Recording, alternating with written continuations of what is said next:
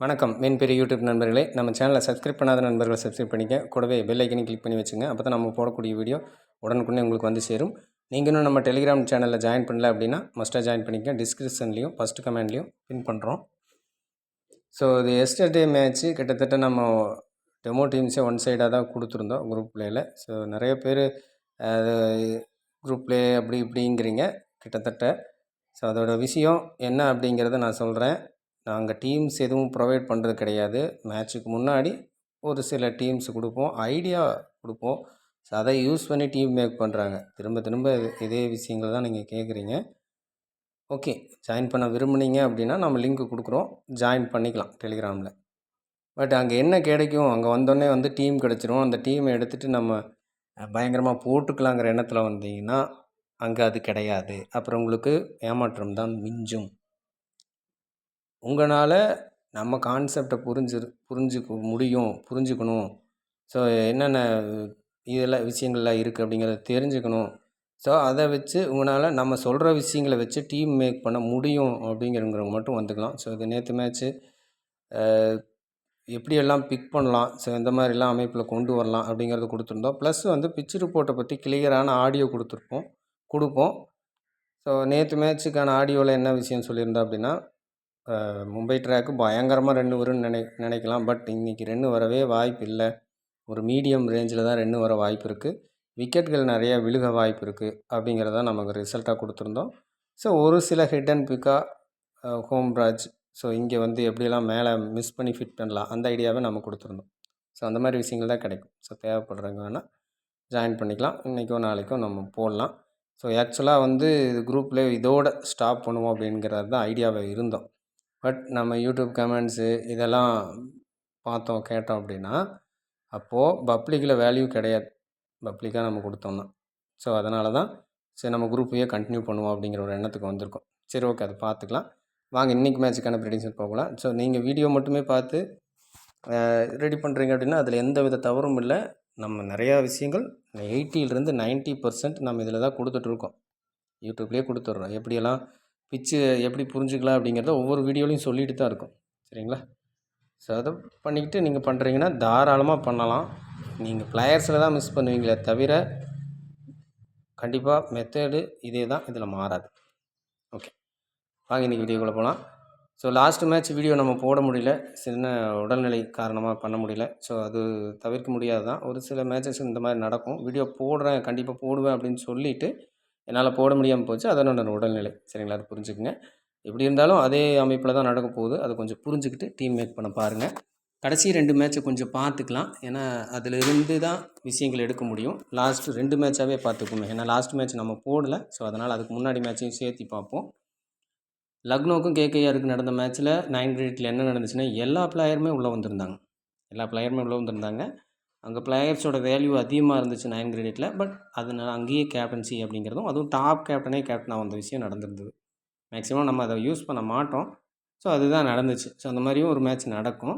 Plus பர்சன்டேஜை base பண்ணி பார்த்துருந்திங்கன்னா நிறைய players, அதாவது 50 எபோலேயே 7 பிளேயர்ஸ் வரைக்கும் ட்ரீம் டீம் என்டர் ஆகியிருந்தாங்க. ஓகே, இந்த ஐபிஎல் என்ன சினாரியோ, ஒரு 2 மேட்ச் சேர்ந்த மாதிரி நடக்கிற விஷயம் அதிகமாக நடக்குது அப்படிங்கிறதையும் சொல்லியிருந்தோம். ஸோ அப்போ அதே மாதிரி அடுத்த மேட்ச் பார்த்திங்கன்னா பர்சன்டேஜை பேஸ் பண்ணும்போது திரும்பவும் ஒரு 7 பிளேயர் வரைக்குமே ஹை பர்சன்டேஜ் பிளேயர்ஸாகவே உள்ளே வந்திருந்தாங்க. ஓகேங்களா? ஸோ 2 மேட்ச் ஜாயின் ஆகிருக்கு. அது ஒரு விஷயம். இன்னொன்று, திரும்பவும் 9 கிரெடிட்டில் பார்த்திங்கன்னா 6 பிளேயர் இருந்ததுல 3-4 அப்படிங்கிறது வரலாம். ஸோ அதில் ஆக்சுவலாக அதுக்கு முன்னாடி மேட்ச்சு எல்லா பிளேயரும் வந்ததுனால இங்கே 3ஓட ஸ்டாப் பண்ணியிருந்தா அப்படியே டிவைட் ஆகிருது அப்படின்னு சொல்லி எடுத்துக்கலாம். பட் 4 பிளேயர், ஸோ 2 மேட்ச் சேர்ந்து மாதிரியே நடக்கிற விஷயம் திரும்பவும் நடந்திருக்கு. ஓகே, இந்த 2 விஷயத்தையும் பார்த்துங்க, செக் பண்ணிங்க. செக் பண்ணாதவங்க ஓகே. ஸோ இன்றைக்கி மேட்ச்சுக்கான ப்ரெடிக்ஷன் வருவோம். ஸோ இந்த கணக்கில் இருக்கும்போது இன்றைக்கி கிரெடிட் 9 கிரெடிட்டு, ஸோ மற்ற கிரெடிட்ஸ் எல்லாம் எப்படி வர வாய்ப்பு இருக்கும், எந்த கிரெடிட்லேருந்து பிளேயர்ஸ் அதிகமாக கொஞ்சம் வர வாய்ப்பு இருக்கும் அப்படிங்கிற விஷயத்தையும் பார்க்கலாம். ஓகே, 9 கிரெடிட்டை பொறுத்த வரைக்கும் ரிஷப் பண்ட், சஞ்சு சாம்சன், ஜஸ் பட்லர்,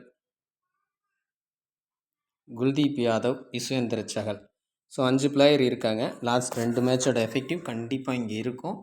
2 இல்லைன்னா 3 பிளேயர் அப்படிங்கிற வாய்ப்பு இருக்கும். லாஸ்ட் 2 மேட்சுமே அதிகமாக வந்திருக்கனால 2 பிளேயரோடு நின்னாலும் ஆச்சரியப்படுறதுக்கு இல்லை. எல்லாருமே டாபிக் பிளேயர். ஸோ நீங்கள் 3 பிளேயர் அப்படின்னு கொஞ்சம் சேஃப் ஜோனாக போகிறதும் ஓகே தான். ரொம்ப ரிஸ்க் எடுக்கிங்கன்னா 2 பிளேயரோட நிற்கிறக்கும் வாய்ப்பு இருக்கும். ஸோ அது ஃபில்டர் பண்ணுறது எப்படிங்கிறத நம்ம முன்னாடியே ஒரு 2-3 வீடியோக்கு முன்னாடியே சொல்லியிருக்கோம். குறிப்பிட்ட ஒரு இன்னிங்ஸ் இப்போ லாஸ்ட் மேட்ச் சின்னதாக செக் பண்ணுங்கள். ஃபஸ்ட் இன்னிங்ஸில் வந்து டிராவிஸ் ஹெட்டும் ஜஸ்பிரிட் பும்ரா ப்ளஸ் வந்து பேட் கமின்ஸ் 3 பேருமே உள்ளே வந்துட்டாங்க. இவங்க 3 பேரும் ஃபஸ்ட் இன்னிங்ஸில் கான்ட்ரிபியூட் பண்ணி தான் உள்ளே வந்தாங்க. சரிங்களா, ட்ரீம் டீம். ஸோ அது நல்லா நோட் பண்ணிங்கன்னா தெரியும். டிராவிஸ் ஹெட்டும் பேட் கமின்ஸும் பேட்டிங் பேஸில் உள்ளே வந்துட்டாங்க ஆல்ரெடி. பும்ரா ஃபஸ்ட் இன்னிங்ஸில் ப்ளே பண்ணிக்கிறார், பவுல் பண்ணுறாரு, உள்ளே வந்திருக்கார். ஸோ ஓகேங்களா. செகண்ட் இன்னிங்ஸில் இன்னும் ஒரே ஒரு பிளேயர் மட்டும் சூரியகுமார் மட்டும் உள்ளே வர்றாரு. அப்போ ரோஹித் சூரியகுமார் யாராவது ஒருத்தர் தான் நீங்கள் ஃபிட் பண்ணணும். அந்த மாதிரி யோசிச்சிங்க இன்றைக்கி ஃபஸ்ட் இன்னிங்ஸில் உள்ளே வருவாங்க அப்படின்னு திங்க் பண்ணால் சரிங்களா. அதே அமைப்பு தான் இங்கே யாராவது ஃபஸ்ட்டு பேட்டிங் பண்ணுறாங்கன்னா அங்கே பேட்டர்ஸ், இங்கே பவுலர்ஸ் இருக்கார். சரி, ஃபஸ்ட் இன்னிங்ஸ் பிளேயர்ஸ் யார்? ஆர்ஆர் ஃபஸ்ட் பேட்டிங் பண்ணும்போது சஞ்சு பட்லர், குல்தீப் இவங்க ஃபஸ்ட் இன்னிங்ஸ் பிளேயராக இருப்பாங்க. அதே ஆர்ஆர் ஃபஸ்ட்டு பேட்டிங் பண்ணும்போது மிஸ் ஆகுது அப்படின்னா இங்கே என்ன ஆகுனா ரிஷப் பண்ட், சஹல் இவங்க 2 பேரும் செகண்ட் இன்னிங்ஸ் பிளேயராக இருப்பாங்க. ஸோ 3 பிளேயர்னு சூஸ் பண்ணும்போது அப்போ குல்தீப், சஞ்சு பட்லரில் ஒரு பிளேயர் எடுக்கணும். சரிங்களா. எப்படி யோசிச்சா செகண்ட் இன்னிங்ஸில் தான் 9 கிரெடிட் வரும் அப்படி யோசிச்சா. இதுவே Rishabh Pant first innings bat பண்ணுறது, அதாவது டெல்லி ஃபஸ்ட் பேட் பண்ணுது அப்படின்னா இங்கே பண்ட்டும் சஹலும் தான் ஃபஸ்ட் இன்னிங்ஸில் ப்ளே பண்ணக்கூடிய பிளேயர்ஸாக இருப்பாங்க. ஸோ அதுவே ஆர்ஆர் அப்படின்னா செகண்ட் இன்னிங்ஸில் அப்படின்னா திரும்ப அதே தான் சஞ்சு பட்லர், குல்தீப். ஸோ இது ஒரு அமைப்பாக இருக்கும்.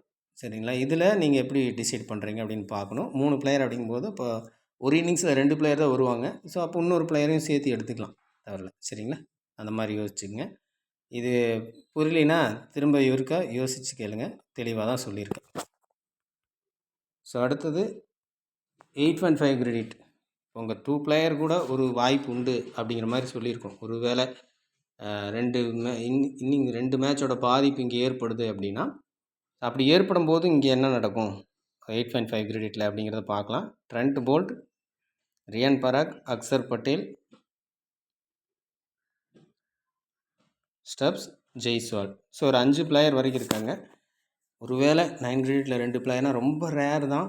பட் நடந்தால் இங்கே அதிகமான பிளேயர்ஸ் வர வாய்ப்பு இருக்கும். ஸோ கிட்டத்தட்ட இந்த 2 கிரெடிட்டில் மட்டுமே 10 பிளேயர்ஸ் உள்ள இருக்காங்க. சரிங்களா. கிட்டத்தட்ட ஒரு ஆல்மோஸ்ட் ஒரு டீம் அப்படிங்கிற மாதிரி நிறைய மற்ற நம்ம சேனல் பார்க்காதவங்க, வேறு நார்மலாக ப்ளே பண்ணுறவங்க, ஒரு விஷயங்கள் பயந்துட்டு எடுத்துகிட்டு வர்றவங்க, இந்த மாதிரி ஆட்கள் இந்த எல்லா பிளேயரையும் டீமில் உள்ளே வச்சுருப்பாங்க.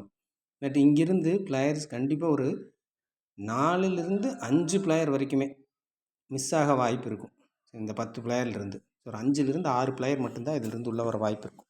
அந்த 4 பிளேயரோ 5 பிளேயரை கரெக்டாக மிஸ் பண்ணிட்டீங்க அப்படின்னா கம்பல்சரி டீமு டாப்பில் வர்றதுக்கு வாய்ப்பு இருக்கும். இன்றைக்கி அதுக்கான வாய்ப்பு இருக்குது. காரணம் என்னென்னா 2 மேட்சுமே ஹை பர்சன்டேஜ் பேஸ் பண்ணி பார்த்தாலும் 7 பிளேயர் வரைக்கும் வந்துட்டாங்க. இன்றைக்கி 6 இல்லைன்னா 5 அப்படின்னு குறைய தான் வாய்ப்பு இருக்குது. சரிங்களா. ஸோ ஒரு சான்சஸ் இருக்குது. நீங்கள் மிஸ் பண்ணுற பிளேயர் மட்டும் கரெக்டாக இருக்கணும் அப்படிங்கிறத யோசிச்சுங்க. சரி, ஓகே. இங்கே வந்து first innings, second innings choose பண்ணலாமா அப்படின்னா கண்டிப்பாக சூஸ் பண்ணக்கூடாது. பிச்சு என்ன மாதிரியான பிச்சாக கொடுக்குறாங்க அப்படிங்கிறத பார்க்கணும். Initial swing, first bowling option, Boult, so அந்த மாதிரி. அதே மாதிரி ஹார்டர் ட்ராக்கு கண்டிப்பாக டேன் இருக்கும், ஸ்பின்னர் இருக்குன்னா அக்சர் பட்டேல். ஸோ அந்த மாதிரி ட்ராக் என்ன பேஸாக இருக்கோ அதை வச்சு நீங்கள் பிளேயர்ஸை ஃபிட் பண்ணுறது பெட்டரான ஆப்ஷனாக இருக்கும். சரிங்களா. இனிஷியலாக ஸ்கோர் வராது, ரொம்ப ஸ்ட்ரகிள் ஆவாங்க அப்படின்னா ஸ்டப்ஸ் இருக்காப்புல இந்த சைடு. ஸோ அந்த மாதிரி தான் பார்க்கணும். அப்படி பார்த்து இங்கே யூஸ் பண்ணுறது பெட்டரான ரிசல்ட்டு தரும். ஓகே, இன்றைக்கி எல்லா கிரெடிட்டுமே லைட்டாக காட்டிடலாம். ஏன்னா அடுத்தடுத்த கிரெடிட்டில் கொஞ்சம் குறைவாக தான் இருப்பாங்க. ஸோ இப்போ 2 கிரெடிட்லையும் சேர்த்து 9, 8.5 ரெண்டுலேயும் சேர்த்து அதிகபட்சமாக 6 பிளேயர் தான் எடுக்கணும். அதை நோட் பண்ணிக்கங்க. 9 கிரெடிட்டில் கம்மியாக எடுக்கும்போது 8.5ல் அதிகமாக எடுக்கணும். அங்கே 3 பிளேயர்னால் இங்கேயும் ஈக்குவலாக 3 பிளேயர் அப்படிங்கிற மாதிரி எடுத்துக்கங்க. அடுத்து 8 கிரெடிட்டை பொறுத்த வரைக்கும் பவுலிங்கில் மட்டுமே 2 பிளேயர் இருக்காங்க. கலீல் அகமது, சந்தீப் சர்மா. இந்த மாதிரி அமைப்பு இருக்கும்போது 2 பிளேயர் அப்படிங்கும்போது மிஸ் ஆகிறதும் வாய்ப்பு உண்டு தான். ஆனால் ஒரே கேட்டகரி அப்படிங்கிற ஒரு விஷயம் சின்ன மைனஸாக இருக்குது. ஸோ அதனால் ஒரு பிளேயர் அப்படின்னு சூஸ் பண்ணலாம், தவறில்லை. ஏதாவது ஒரு பிளேயர் அப்படிங்கிறதும் ட்ரை பண்ணி பாருங்கள். மிஸ் பண்ணுற மாதிரியும் ஒரு சில டீமில் ட்ரை பண்ணலாம். சரிங்களா. ஏன்னா ஜோடியாக இருக்கிற கிரெடிட் நிறைய மிஸ் ஆகி பார்த்துருக்கோம். 7 கிரெடிட் இந்த மாதிரிலாம் இடத்துலலாம் இருக்கும்போது 9 கிரெடிட்லேயே மிஸ் ஆகி பார்த்துருக்கோம் இல்லைங்களா. ஓகே, அடுத்து 7.5ல் பிளேயர்ஸ் கொஞ்சம் அதிகமாக வர வாய்ப்புள்ள இடமா இந்த மேட்ச் இருக்கும். Avesh Khan, Ravichandran Ashwin, Jake Fraser McGurk, Prithvi Shaw, Hetmyer, Rovman Powell. So இங்கே தான் அதிகமான பிளேயர்ஸ் இருக்காங்க. இப்படியே இருக்காங்களா, இது எல்லா பிளேயரும் ப்ளே பண்ணுறாங்களான்னு பாருங்கள் ஃபஸ்ட்டு.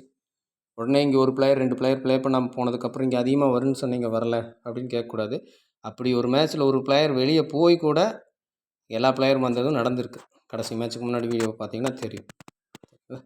ஓகே, இப்போ இங்கே இதில் முக்கியமாக கவனிக்க வேண்டிய விஷயம் என்னென்னா, பேட்டிங்கில் கம்பல்சரி ஒரு பிளேயர் கன்ஃபார்மாக ஒரு பிளேயர் வர வாய்ப்பு இருக்கும். உங்களுடைய ஃபஸ்ட்டு சாய்ஸ் ஜேப்ராசர் மெக்கருக்கு மேலே இருக்கும். ஸோ பர்சன்டேஜ் அடிப்படையில் யோசித்தா. பட் இந்த 3 பிளேயரில் ஒரு பிளேயர் வர்றதுக்கான வாய்ப்புமே உண்டு. Rovman Powell, Hetmyer, Prithvi Shaw. சரிங்களா, 1 or 2 பிளேயர்ஸ் பேட்டிங்கில் இதிலிருந்து வர வாய்ப்பு இருக்கும். மினிமம் 1, 2க்கும் வாய்ப்பு உண்டு. சரிங்களா, ஒரு மினிமம் ஒரு 3 பிளேயராவது இங்கேருந்து வர வாய்ப்பு இருக்கும். இந்த பிளேயர்ஸ் எல்லாருமே ப்ளே பண்ணும் பட்சத்தில். ஸோ இந்த கிரெடிட் கொஞ்சம் கவனமாக பார்த்துங்க. எல்லாருமே லோ பிக்கு ஜேப்ராசரை தவிர. ஸோ இங்கே பிளேயர்ஸ் அப்போ 2 லோ பிக் பிளேயர்ஸ் இங்கிருந்தே வர வாய்ப்பு இருக்குது அப்படிங்கிறத புரிஞ்சுக்குங்க. ஸோ அடுத்தது 6.5 ப்ளோ அப்படிங்கிற இடத்த பார்த்துக்கலாம். ஸோ அடுத்து 7 கிரெடிட்டில் ஒரே ஒரு பிளேயர் தான் pick or not, Shai Hope. சரிங்களா, ஸோ அது கொஞ்சம் கவனமாக பார்த்துக்கு. பிக் ஆர் நாட் தான். லாஸ்ட்டு 2-3 மேட்ச் செக் பண்ணிங்க. சிங்கிள் கிரெடிட் பிளேயர்ஸ் ஆகலை அப்படிங்கிற பட்சத்தில் சாய் ஹோப்பை நீங்கள் ஃபிட் பண்ணலாம். ஸோ மேட்ச் சுச்சுவேஷனை பார்த்துட்டு நீங்கள் ஃபிட் பண்ணிக்கங்க. ஓகே, அடுத்து 6.5 ப்ளோவில் த்ருவ் ஜூரல், அபிஷேக் போரல். ஸோ 4 பிளேயர் எடுத்திருக்கோம். இதில் குசாரா நம்ம எடுக்கலை. ஸோ ஆன் டைமில் லெவலில் இருந்தால் கணக்கு வச்சுங்க. ஏதாவது ஒரு பிளேயருக்கான வாய்ப்பு கண்டிப்பாக இருக்கும். அதுவும் ஃபஸ்ட் இன்னிங்ஸ் பவுலிங் அப்படிங்கும்போது வில்லியம்ஸ் சலாமில் ஏதாவது ஒரு பிளேயரை நீங்கள் கண்டிப்பாக ட்ரை பண்ணி பார்க்கலாம். ஓகே, இப்போ பர்சன்டேஜ் அமைப்பில் நம்ம சொல்லிட்டோம் ஆல்ரெடி. இதுலேயே சில விஷயமாக பேசிட்டோம். ஸோ அதனால் புரிஞ்சிருக்குன்னு நினைக்கிறேன். ஸோ அதனால் இப்போ பெருசாக நம்ம பர்சன்டேஜை பார்க்கல. பர்சன்டேஜ் தான் 50 எபோவில் 6 அல்லது 5 பிளேயர் அப்படிங்கிறத எடுத்துக்கங்க. 50 பிலோவில் கண்டிப்பாக 5லிருந்து 6 பிளேயர் வரைக்குமான வாய்ப்பு இருக்கும். இப்போ டாப் கேப்டன், டாப் விசி எங்கே இருக்குது, ஸோ எப்படி மூவ் ஆகலாம் அப்படின்னு சொல்லி பார்த்துக்கலாம். ஸோ இந்த விஷயம் இது வரைக்கும் சரியாக தான் போயிட்டுருக்கு.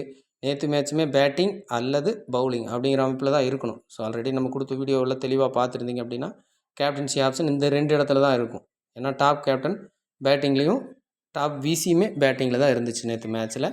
ஸோ இப்போ ஃபஸ்ட்டு ப்ரியாரிட்டி பேட்டிங்கு, அடுத்தது பவுலிங். ஸோ இந்த 2 இடத்துல தான் யூஸ் பண்ணணும். ஸோ அதே மாதிரி பேட்டிங்லேயே வந்திருந்தது. ஆப்போனன்ட் டீமோட ஹை பிக் பேட்டர் உள்ளே வந்திருந்தார். சரிங்களா, ஓகே, இன்றைக்கி மேட்ச்சுக்கு பார்க்கலாம்.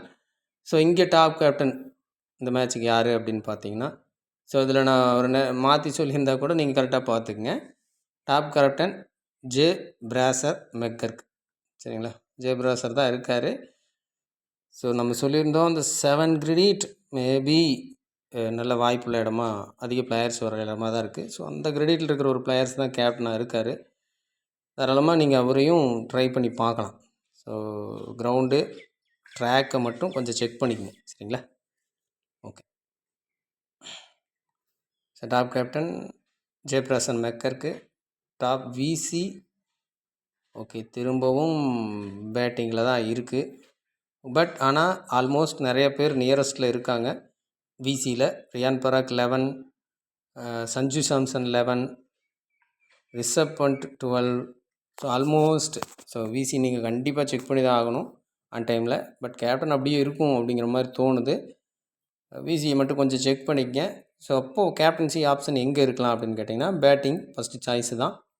பேட்டிங்லேயே கேப்டன் இருக்கும் பட்சத்தில் அடுத்தது பவுலர்ஸ் இப்படிங்கிற மாதிரி எடுத்துக்கங்க. ட்ராக்கை பேஸ் பண்ணி எங்கே கொடுக்கலாம் அப்படிங்கிறத பாருங்கள். சில நேரங்களில் நேற்று மேட்ச்சு பவுலிங் மாதிரி ட்ராக் மாதிரி தான் இருக்குன்னு சொல்லியிருந்தோம்.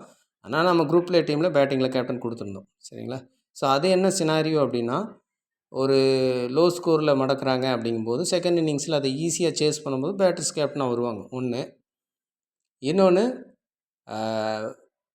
ஓரளவுக்கு பவுலிங் ட்ராக்காக இருந்தால் கூட சிங்கிள் ஹேண்டடாக மேட்சை மூவ் பண்ணி எடுத்துகிட்டு போகிறது. ஒரு பேட்ஸ்மேன் மட்டும் நல்லா ஸ்கோர் பண்ணுவாங்க. ஸோ அதனால் பவுலிங் ட்ராக், பேட்டிங் ட்ராக்கில் கேப்டன் விசி செலெக்ஷனுக்கு நீங்கள் பெருசாக யோசிக்க வேண்டியதில்லை.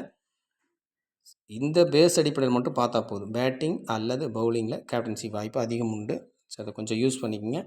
ஆல்ரவுண்டரில் பேட்டிங் பண்ணுற மாதிரியும் பவுலிங் பண்ணுற மாதிரியும் இருக்காங்க. ஸோ அது ட்ராக்கு சப்போர்ட் பண்ணுற மாதிரி இருந்துச்சு அப்படின்னா அங்கே இருக்கிறவங்களையும் கேப்டனை யூஸ் பண்ணலாம். சரிங்களா, ஓகே.